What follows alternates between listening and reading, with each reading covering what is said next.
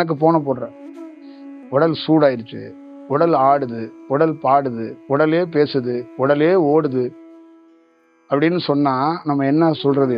இதை எப்படி நான் சொல்லணும்னா, எப்ப நீ 25% ஏத்திட்ட, அதை கொஞ்சம் இறக்குப்பான்னு நான் வந்துட்டு சொன்னா உனக்கு புரியுமா? இதை எப்படி செய்யணும்?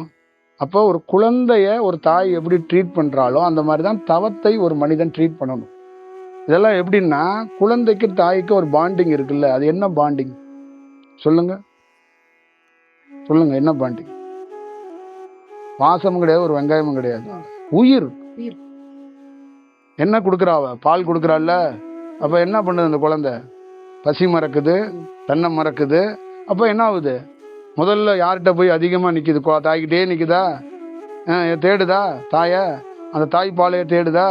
அது எது? அதுதான் உயிர். அதே மாதிரிதான் தியானத்தை சிறுக சிறுக பண்ணணும். எனக்கு ஃபுல்லா வேலை இருக்கு, ஃபுல்லா நீ இப்பயே என் பாலை எல்லாத்தையும் குடிச்சுக்கன்னு ஒரு தாய் வந்து கொடுப்பாளா? அப்போ 4 டைம் 3 டைம் அழுகும் போது அதை பார்த்து மெல்ல மெல்ல செய்வாளா? இப்போ அவள் செய்யலைன்னா அவளுக்கு செஞ்சவ யாரு? அவ தாய். யாரு? தாய்க்கு இன்னொரு தாய் இருப்பா பாருங்க, அவங்க அம்மா. புள்ள பெற்றிருக்கால ஒரு பொண்ணு, அவளுக்கு ஒரு அம்மா இருப்பா பாரு. அவளை எக்ஸ்பீரியன்ஸ் ஆனவ. அவ என்ன பண்ணுவா? மண்டையில் 2 போட்டு இப்படி பால் கொடுக்கக்கூடாது, புறையேறும், நிறுத்தி நிதானிச்சு இப்படி கொடுக்கணும் அப்படின்னு அவளை என்ன பண்ணுவா? ட்ரெயின் பண்ண மாட்டா, அவளுடைய அனுபவத்தை பகிருவா. அப்போ அந்த குழந்தைய எப்படி குளிப்பாட்டணும், எப்படி பார்த்துக்கணும், அதுன்னு கை பக்குவத்தெல்லாம் சொல்லி கொடுப்பான். அப்போ அந்த உடலுக்கு என்ன பண்ணணும்? சளி உனக்கு பிடிச்சா குழந்தைக்கு பிடிக்கும், நீ என்ன உணவு சாப்பிடணும், இதெல்லாம் எப்படி வருது அப்படின்னா எக்ஸ்பீரியன்ஸ், அனுபவம்.